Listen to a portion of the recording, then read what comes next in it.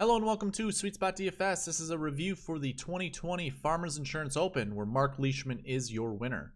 He hedged out Jon Rahm by one stroke, won at 15 under par. Rahm had an opportunity with an eagle putt on the last hole to put it into a playoff. Unfortunately, missed it. Got really close, but just wasn't meant to be this time for Mr. Rahm. Mr. Rombo, that is. Let's go ahead and get into the spreadsheet. That way we can kind of get through this a little quicker than usual. I have the recent form tab up. This is where we kind of do the review video or go through the review stuff, each and every week. I have the optimal lineup up there, as well as the $5 GPP winning lineup. As you can see, the $5 GPP winning lineup used all $50,000 of his salary in order to get his players. Those players were Mark Leishman, Jon Rahm, Patrick Reed, Bubba Watson, Patrick Rogers, and Keegan Bradley. So all these here in the light blue, those are part of the optimal lineup, the $5 GPP winning lineup. The optimal lineup are all these little tick marks up here. As you can see, there were 3 golfers in that $5 GPP that are part of the optimal lineup. The $5 GPP winning lineup scored 593 points. The optimal lineup, 614. So it was really close. This is a hell of a lineup, and kudos to the guy who won. I don't remember what his username was, but pretty darn close to getting the optimal lineup. And the optimal lineup was 49,900. Pretty easy. If you had these guys up here, you could have easily switched, someone for another, honestly. But yeah, it was an interesting tournament. I was fortunate enough to watch most of it. My takeaways, first of all, Tiger looked way better than I thought he did, or that he would. His driving is phenomenal, and that was probably one of his bugaboos pretty much back in the day, at least coming back from injury. And even before that, we all know Tiger's not good for driving, but his driving looked fantastic. He was in control most of the time, just really couldn't roll the flat stick that well. That's at least all that I saw at the tournament.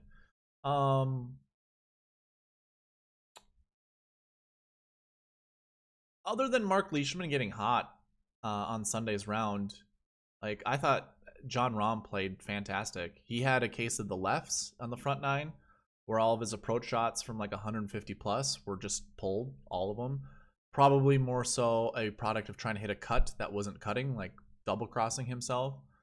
It's the only way I can think of it, because he usually hits a cut into the greens, a fade, for those that don't know what I'm talking about. Other than that, of the top guys, I don't have anything worthy to talk about, really. We can go ahead and get into the DK page, and this is where we'll go over we'll go over all the stats. We'll look at the courses that they started at, and all that good stuff. So right off the bat, I want to talk about the starting course, because there was a stat, and this was from last year also, where Justin Rose last year started at the North course. Prior to that, there were 8 tournaments in a row where the winner started at the South course. As you can see, the top 4 golfers started at the North course. So it's a trend that obviously is bucking, or it's probably not the right word, but it's not a viable trend to go off of anymore, really. Hopefully you guys didn't go all in on that, but I do want to show you something. I always talk about tee times golfing together, Rory and Brandt Snedeker. I didn't really talk about it through the preview video, but it is something I always look at. And if you had seen preview videos going back in the past, I talk about this all the time. I'm just trying to look at some more. So Tiger and Jon Rahm. So again, Tiger was in the top 10. Pair him up with Jon Rahm. And again, these guys are kind of elite golfers, right? So it's no surprise that they did well. I'm trying to find someone who golfed with Mark Leishman, but I cannot find anybody on the top. But anyways, I do look at tee times. I didn't really talk about it at all during the preview. We didn't really get into it, but it is something that you have to look at. And your best golfers basically finished inside the top 10. We got a couple here, 100 to 1, 150 to 1, but everyone else basically inside 50 to 1 odds. And this is no different than if we were to pull up 2019 DK page and look at everyone here. As you can see, I mean, 80-1. Taylor Gooch didn't have odds when I had created the spreadsheet last year, but 80-1 and under. And you like expand it to even these guys. Sure, we can include Joel Damon and Scott Brown, 200, 500-1. But like, look at everyone that was, you know, the odds were really good. I didn't have the official world golf rankings up for this. I mean, I started that this year, so you won't see any of these in the 2019 DK pages. But yeah, your elite golfers are going to do well at this tournament all the time. And I mean, the Farmers Insurance Open is hard. To go back to Tiger Woods and how well he drove the ball, those fairways are narrow. It's not like they're wide and inviting. Like, you have to hit a good drive in order to hit the fairway. And if you didn't hit the fairway, the rough was thick. I've never seen the rough that thick at Torrey. Something definitely to look through or look at for next year's tournament. But dang, like it was thick. People could barely hit ball. If you got yourself into the rough, these guys were chopping it out and barely getting it to the green, if that. And when they got to the green, there was no spin on it, so it was difficult to hold the greens. So yeah, so we talk about tee times, talk about odds, official world golf ranking. Yeah, other than Tom Hoagie, you got a bunch of people here in the top 50, top 52. Don't really talk about these stats much. One thing that just stands out once again, I talked about having tournament history. You know, it's not technically course history because one course was played at the North Course, but South Course, obviously, 3 rounds were played there. So technically it's tournament history, but you could substitute with course history. I don't care. Having some mattered, but also having good mattered a little bit more. So having, you know, these light greens show you it's inside 20, the average finishing position. Yellow's 20 to 40, orange is 40 to 60, and you didn't even have any in 50. But like, this is good tournament history comparatively to the field.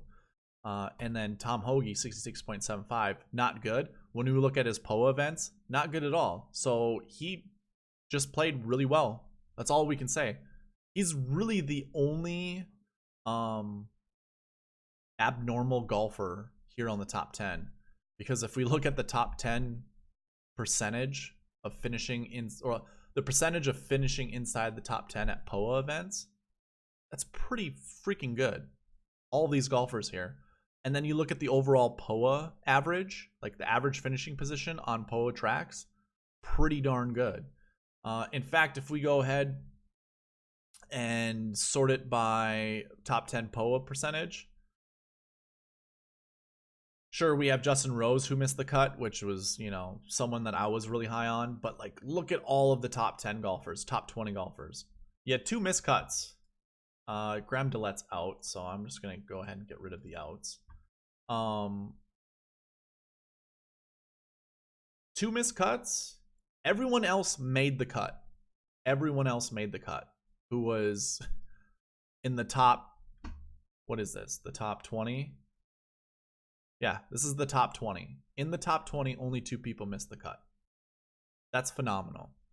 And of the 20 people, I should say of the top 20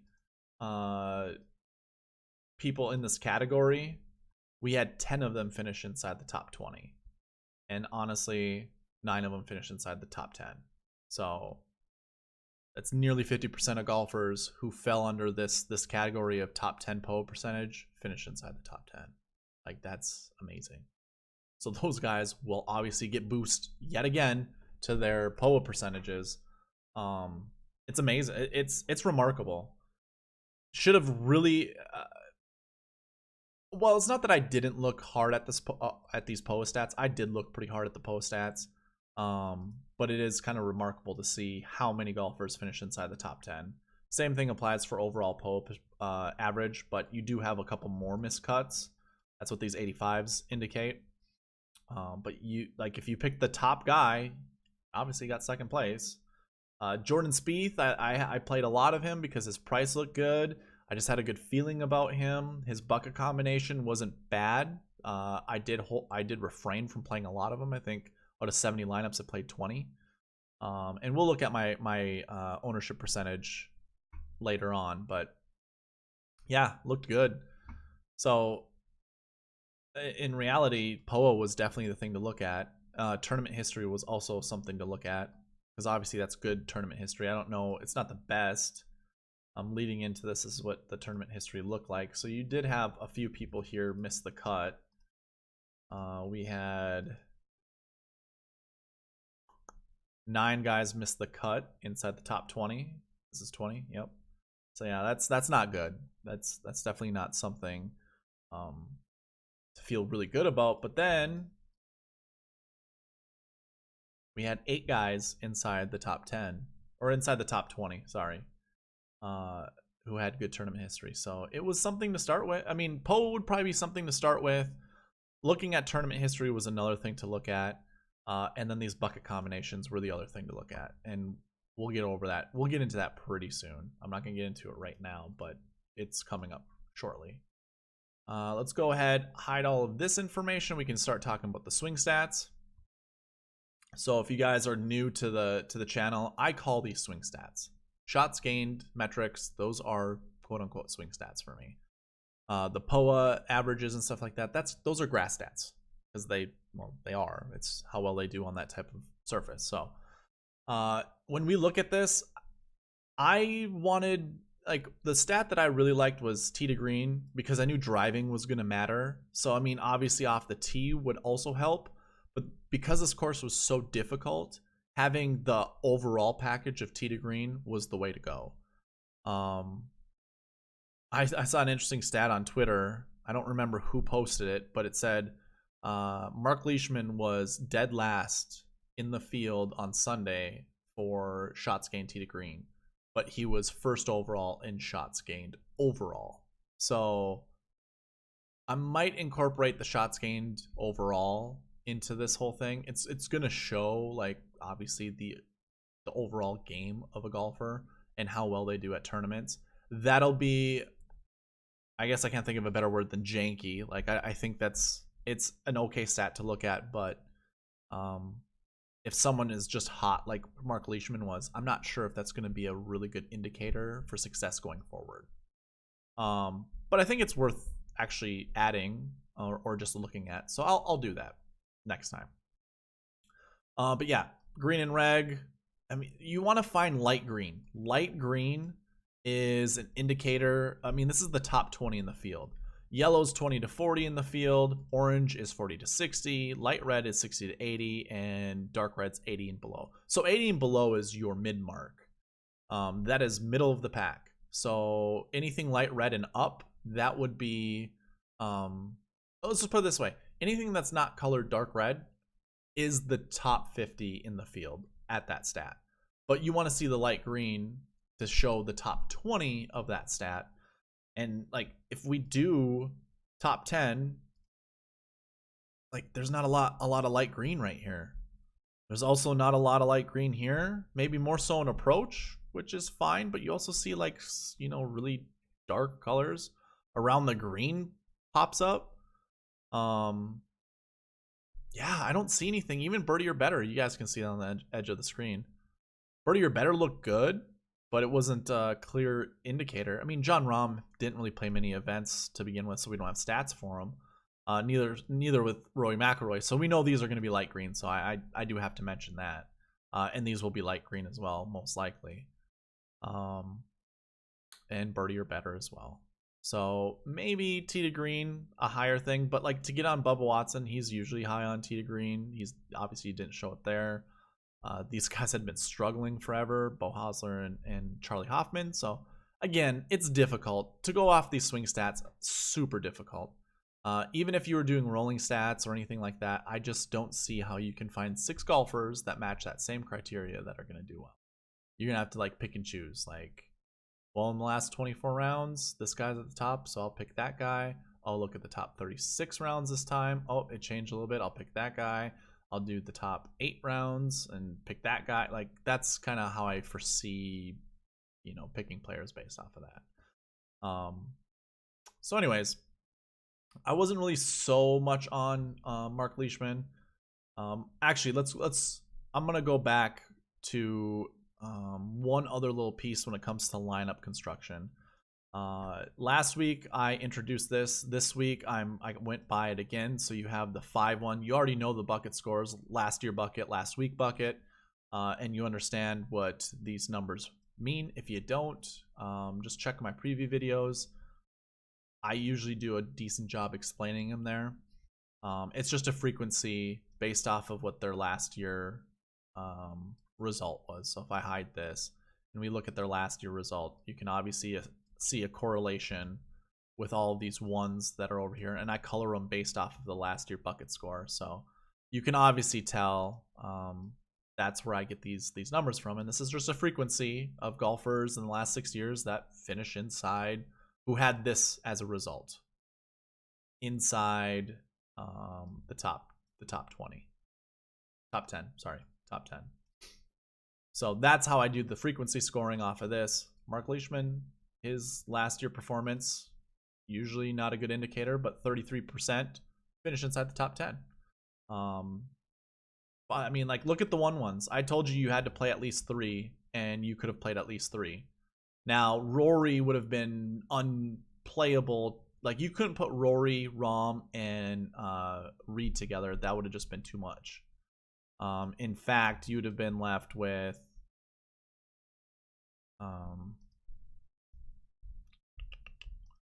so that equals 32,100. So you would have had less than 18,000 left, which means you couldn't even have 3 $6,000 golfers. So you wouldn't have been able to do that. Therefore, this combination, like having 3 1-1s, would have been impossible. And especially when Tiger was your next 1-1. Like that's impossible. However, Sung Kang was inside the top 7 after, I think he was in 7th place after round 3. And just had, and actually he crawled up to 6th place on Sunday, but then had a few terrible rounds, or not rounds, a few terrible holes closing in. He bogeyed, I think, the last hole, or double bogeyed it, which is a par 5. He hit it in the water. I don't know how. It wasn't like he was going for it in 2. It was on his 3rd shot, which I think he was in the rough. And probably just try to get cute, trying to get a couple extra dollars, trying to finish better. But anyways, he was up here, so it would have been a Sung Kang, Rahm, and Patrick Reed lineup to begin with, and then sprinkle in whoever. I said you needed a 3-1 because those showed up in the top 5 like not every year, but more often than any other bucket combination. And like Bubba Watson was a good pick. He was one of very few. And then a 4-1 was a good number 2 to have. And Keegan Bradley, that was actually a small bucket.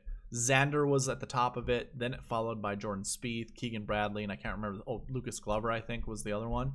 So like Keegan Bradley looked like a good play too. Every single year, you would have had kind of a different randomization of numbers, you know, whether it was a 6-1, a 5-1, 3-5, a 3-6. I also like 3-3, the 3-3s, I should say. If I pull up the notes, I do have the combinations here. So if you looked at, you know, the top 5 of every single year, you would see a pretty, you know, distinct correlation. Like you see 3-1s quite a bit. You obviously don't see it in 2017, but you do see it. Was it just that many times? I also created, okay, so 3-0 to 6 you saw in the last 6 years, and now you saw it another time, so it'll be 4-0 to 7. But in the top 5, I want to say that's where I got it from. Maybe not. Anyways, I was pretty high on the 3-1s. I like that, and it was because of the grouping that the 3-1s were in. If I were to clear this and show you the 3-1s, you'd probably agree with me because it was a pretty big group. There were 17 golfers in it. I really like Colin Morikawa. That was one of the big reasons, but I also like Bubba Watson, Lanto Griffin, although he missed the cut. Brandon Wu had really good stats, if you remember, but I didn't really go. I didn't feel comfortable playing a lot of Brandon Wu because I didn't really know who he was. But after listening to the commentators talk about him, he's a good golfer to think about going forward. Zach Suker, sorry, he made a really interesting tweet when because Graham Dillette withdrew just I think it was the day, like that Thursday, where the lineups or where lineup lock was and the beginning of the tournament. So he just made it with, you know, hours to spare. He had said, or he responded to a DFS tweet saying, "Don't sleep on me" or whatever. He was doing better than 36 at one point in time. So was Jamie Lovemark. A lot of these guys faltered on the last day. So they actually looked good for a while. And 3-1s were worth playing. Bubba had the best official world golf ranking just by 1 over Colin Morikawa. Odds weren't that great, but like, man, had a lot of good Colin Morikawa and Rahm lineups that were looking good after Friday's round. That just faltered on Saturday because I don't know what happened to Morikawa, but just faltered, and that's just how it goes sometimes. But going back to the bucket combinations, the 1-1 was really the only rule. I do believe I said you wanted to play a 2-1 also. I mean, 83.3% was pretty high. That number will obviously go down. But JB Holmes also was inside the top 10 on Sunday's round, and a few holes on the backside just got to him where he faltered. You know, he just went down positions. He was 2 shots away from 9th place, so a 2-1 would have finished inside the top 10. But yeah, that was the other thing that I went by. Definitely POA was the biggest indicator, I think, followed by tournament history, and then the bucket combinations that we go through. 2 2s, that was at 0%, 6 1s, 0%. That's what got me off of Brandt Snedeker, so I didn't play a lot of Brandt. Big mistake. I didn't play a lot of Mark Leishman. I did say I'd go over the lineup or my ownership percentages, so you can see I do have this also. So this is my lineup construction page. You can see I do have this ranked by result. So I'll go ahead and just continue hiding this information until we get to the ownership percentage. So I think I just need to. So there you go. I played 4. So I had a 59. I had more lineups than 59, but 11 of those were free. And it was only just to get DraftKings points data, basically. So really 59 that I was playing for money in, of those lineups, I only had 4 lineups with Mark Leishman, which kind of stinks. Did have 21 John Rahm, 7 of Rory. Now Rory was actually my favorite golfer going into this, but his price, and I get it between him and John Rahm, not a huge deal, but still $300 is enough to fit some other players that I liked. Most likely, whenever I started a lineup with Rory, I had to really scrape the bottom of the roster the DK leaderboard, I guess. I don't know exactly what it's called, but I had to find people at $6,000 or $6,200, which I did like Sebastian Kaplan. It's a shame to see him drop on the leaderboard because he was doing really well. One lineup with Brandt, and that was probably just fear of missing out. 0% of Tom Hoagie. I didn't like Tony Finau, especially for his price.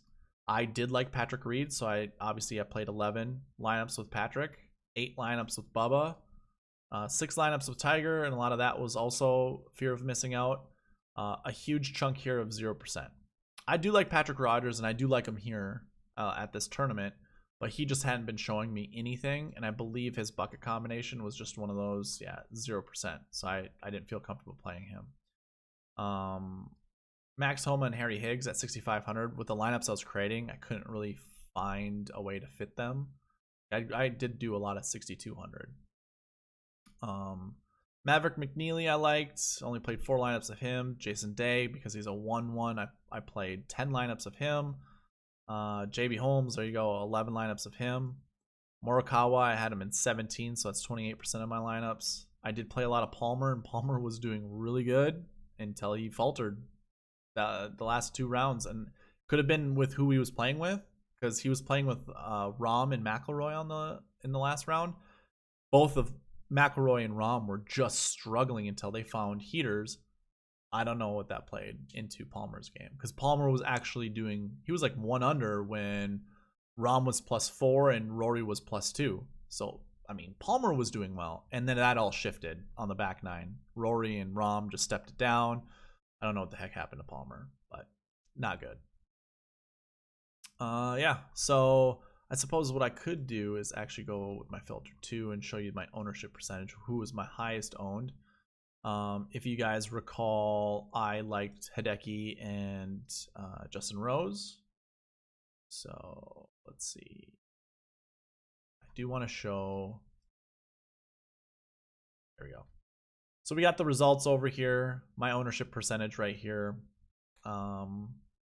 Really heavy on Justin. That hurts, having a miscut there. Gary Woodland, I think I just played him because he was a 1-1, and I played a lot of the 1-1s that I didn't really care about 9 times. And I switched it up. So I did play a lot of these 9 times, but then I substituted some of them. As you can tell, 8 and 7, not too far off of 9. And I didn't really care so much for Tiger, so I only played him in 6 lineups. But yeah, you see a lot of 1-1s are up here. And it didn't burn me other than Justin Rose. And that, honestly, that burned me a lot. Justin Rose, 45% of my lineups sunk because of him. Regardless of who else I played down here with their missed cuts, it didn't matter. Having Justin Rose at the price he was at with a miscut sunk me. And that's all there is to that. So all in all, it was a good week for the process. I just didn't have the right combinations together, so I didn't do well. I put in $19 and only won 6, so it was a net loss of 13. Was in the running for $50 at one point in time, but that faltered when Rahm lost his lead, and Leishman just catapulted up. I think Leishman, his round Sunday, basically took me out of that running early. But at the end of Saturday's round, it looked well. It looked good. But yep, it was a lost week for me. That's fine. I think I'm still up. I'm not positive. I do keep track. I don't mind showing you guys. So I do keep my DK winnings and then my entry fees over here.